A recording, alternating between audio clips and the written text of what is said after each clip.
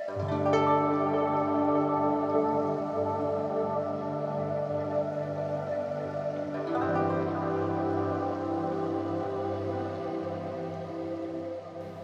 everyone, welcome to Yoga and You. I'm Sanjana Prasad.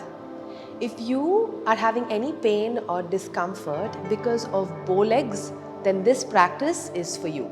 Bow legs is a condition or a deviation of the knee from the central line. So the knees are curved outwards. So it not only affects the knee joint but also your ankle joint and your hip joint. For an average healthy individual, this may not cause too much of discomfort, but given our lifestyle and repeated movement patterns, as we grow older, we are susceptible to a little bit of pain and discomfort. But if we stretch and strengthen the muscles surrounding these joints according to the degree of deviation, we can be absolutely comfortable. Let's begin our practice today. You will need a block. If you don't have a block, you can use a really thick book to support your practice. You're ready? Let's get on the mat. Okay, we're going to start at the top of the mat. You're going to keep your feet hip width apart. Here you will need your book or your block. What we're going to start by doing is to place the block in between your thighs. Don't place it at the knee, it might hurt the knee joint. So just slightly above, and accordingly you separate your feet. Now standing up straight, I want you to bring your awareness to your inner thighs. You're consciously squeezing the thighs into the block. You create a little bit of tension there. As you inhale, you lift your arms to shoulder level in front of you. Maintain the tension in between the legs, and as you exhale, see if you can squat. Inhale, come back up. Exhale, squat. You also draw the navel in, ribs in. Inhale, up. One more time. Keeping the tension in the thighs. Exhale, squat. And let's hold it here for 1, 2. If I come and try to push this block down, it shouldn't fall off. So really squeeze it. And 1. From here directly, fold forward. You can continue to keep the knees bent. You can remove the block. And as you inhale, take a step back with your left foot and place the heel down on the mat. So this is not a very long step, about 3 feet apart. You can bring the block in here and see if you can take it outside of the foot. On your next exhalation, you're going to bring your right palm to the waist and go into a revolved triangle, Parivritta Trikonasana. You can move your arms up if you're comfortable. Gaze at your fingertips. 3 breaths. 1, 2. If this is very easy for you, then remove the block and get your palm on the floor. And 1. Inhale. Bring the right hand down. As you exhale, take your right foot back into downward facing dog. Give your feet a pedal here. Relax, and we're going to repeat this towards the left side. Inhale, left foot forward between the palms. Place the right foot down. When you're placing the back foot down, make sure it's slightly turned out and the back part of the foot is pressing firmly into the floor. Let's bring in the block for a little bit of support. Placing the right palm on the block, exhale, left palm to the waist, and you're going to twist. When you're ready, lift the arm up. And if this is very comfortable, the block moves away and your palm is on the floor. Breathe. If 3 breaths starts to feel very comfortable, stay for 5 breaths and let the twist come from the torso. Bring awareness to the outer part of the legs. And 1. Inhale, palm down, exhale, back into downward facing dog. Stay in downward dog just for a breath. And as you inhale, bring the knees down. Look forward, arch your back. Exhale and round the back and lift the hips up. Go back into downward dog. Now from here, you're going to bring the right knee between the hands. So bend the knee and bring the knee to the floor in between the palms. Settle your left knee on the floor. You can adjust your hips. Now you have 2 ways of doing this. If you feel like your hips are very comfortable here, then you start to open out the foot. Make it an open leg pigeon. This is a little bit more challenging, bringing the shin parallel to the top of the mat. You can come back to the center and then try to get the forearms on the floor. Now if this is too much for you, don't worry, don't force it. Keep the heel a little closer to your hip and you can bring the forearms to the floor. If forearms is too much, just stay on the palms. Listen to your body. Take it easy. Let's hold it here and breathe. For 1, 2, if this starts to get comfortable, all the way down. 3, your weight keeps shifting towards your left side. 4, bring awareness to the outside of the right hip. And 1. Inhale, you walk your palms back slowly. Now you sit down completely on the right side and you're going to swing the left leg all the way across, outside of the right knee. Your toes and knee are in the same line. Here you adjust the right heel, bring it closer to your butt. On your inhale, lift your right arm up. As you exhale, draw the belly in, twist. Take the elbow outside of the knee. Left hand is supporting you at the back, just fingertips touching the floor. Twist, breathe here. 1, 2, allow both the hips to rest. Try not to sit to one side. And 1. Inhale, come back to center. Now you keep everything the same. All you're going to do is try and bring your knees one on top of the other. So you can use your palm to help yourself to come into this gomukhasana legs. Holding your big toes, inhale, lift the chest up. You're going to exhale and fold forward and try to get the chin towards the knee. Just relax here. If this starts to get comfortable, forearms to the floor, breathe.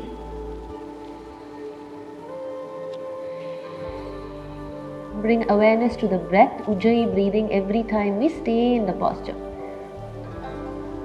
And 3. Inhale, come back onto your palms and you're going to take your left leg all the way back where we started. So back into this pigeon position, tuck the left toes and as you exhale, take the right foot back into downward facing dog. Now as you inhale, you're going to bring the left knee between your palms. Again, we're going to do pigeon pose. So settle your hips to the floor.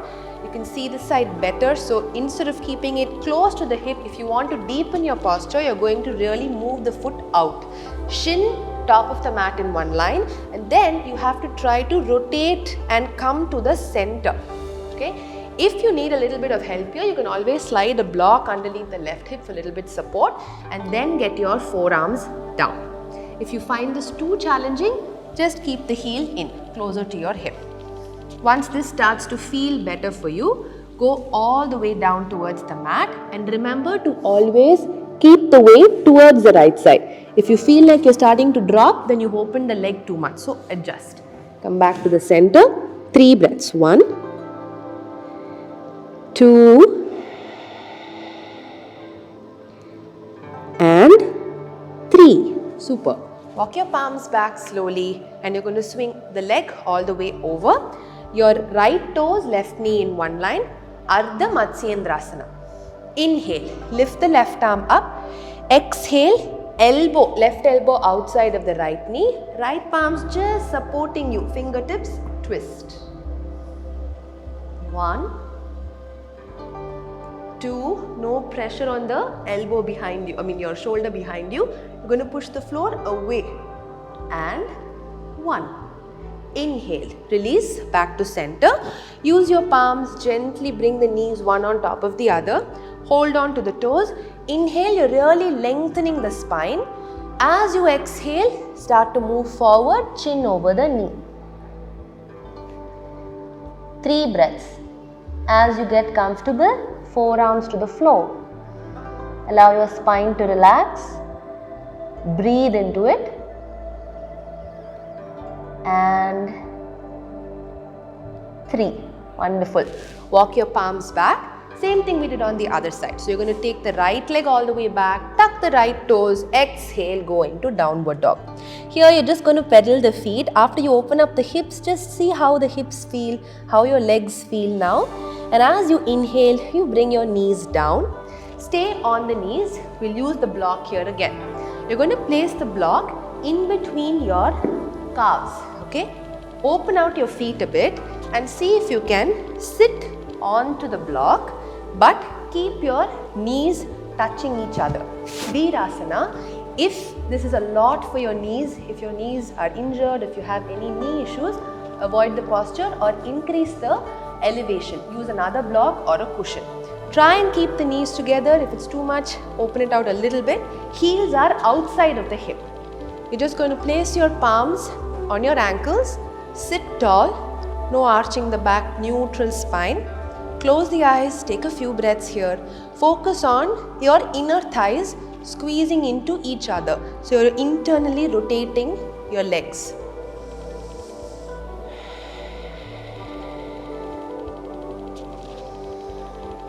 Ujjayi breathing. One more breath. Slowly open your eyes.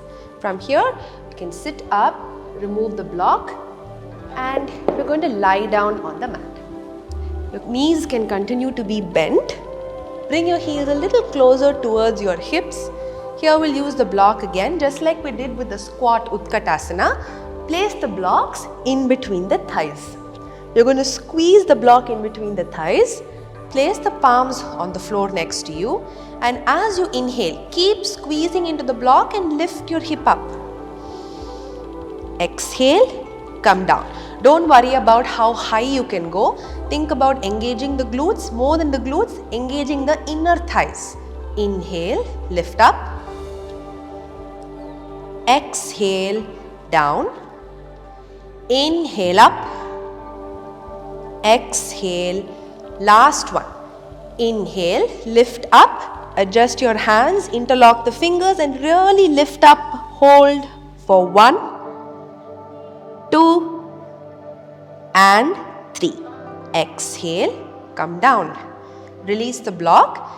Get your right ankle onto the left thigh and you're going to hug the left thigh into the chest. So this is a supine pigeon pose. Use your right elbow to keep pushing the right thigh away from you. It's an active stretch. So every exhalation, draw the leg closer and closer and closer to you. Once you've reached the maximum, hold on there for a few seconds. Inhale, relax. And now you're going to cross the right knee completely over the left, like you would sit on a chair, cross-leg position. Open your arms to shoulder level on both sides. Take an inhale here. As you exhale, drop both the knees to the left side. Turn your head to the right. Breathe. 1. Most important, keep both the shoulders down. 2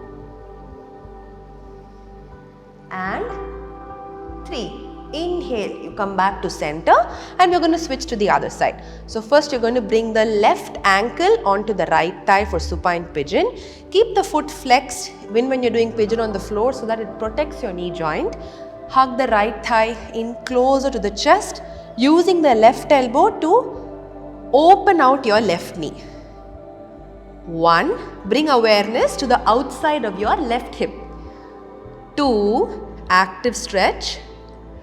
3. When you reach your maximum point, hold on for a few seconds. As you get used to these postures, increase the hold time. Okay, and throughout the hold, you're continuing to breathe. 1. Inhale, relax. Cross the knee over knee. So left knee over the right, arms to shoulder level. Inhale. As you exhale, take your time very slowly. Drop the knees towards your right side and turn the head towards the left. Drop the knees as close as you can towards the elbow and keep both shoulders down. Hold it there. 3 deep breaths. 1, 2, increase the hold as you get used to the posture. And 3, inhale, you're going to return to center. As you exhale, let it all go, bring your feet down, arms down by the sides of the body and settle into a very, very comfortable shavasana. So those are few of the asanas that you can do to find relief from any pain or discomfort if you have bow legs. I really hope you found this useful. Thank you so much for joining me and I'll see you in the next episode.